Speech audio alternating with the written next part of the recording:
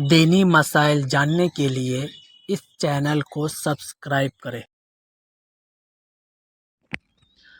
بسم اللہ الرحمن الرحیم۔ حالت نماز میں اگر کسی خواتین کو حیض آ جائے تو اس نماز کا کیا حکم ہوگا؟ کیا اس کو گناہ ملے گا؟ اس کے متعلق کتاب المسائل جلد 1 پیج نمبر 186 پر فتاوی شامی کے دلیل کے ساتھ یہ بات لکھا ہوا ہے۔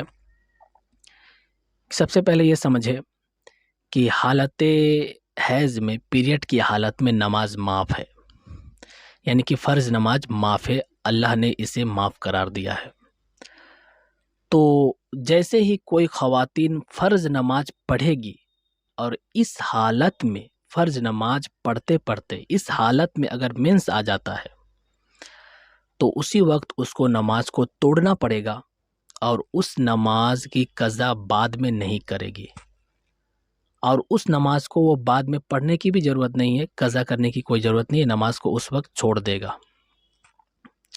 یہ صرف فرض نماز کی مسائل ہے۔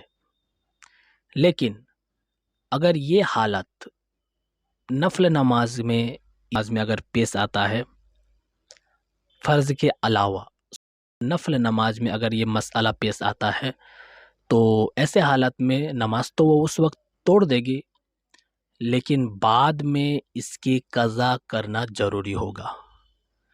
فرض نماز میں قضا کی کوئی ضرورت نہیں اور نوافل میں اس کی قضا کرنی ہوگی۔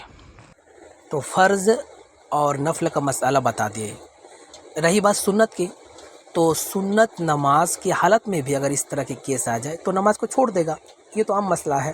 رہی بات سنت نماز کی قضا بعد میں کرنا ہوگا کہ نہیں، تو یہ تو بہت عام بات ہے کہ سنت کی قضا نہیں ہوتی، تو اسی لیے سنت نماز کو بعد میں قضا کرنے کی کوئی ضرورت نہیں ہے۔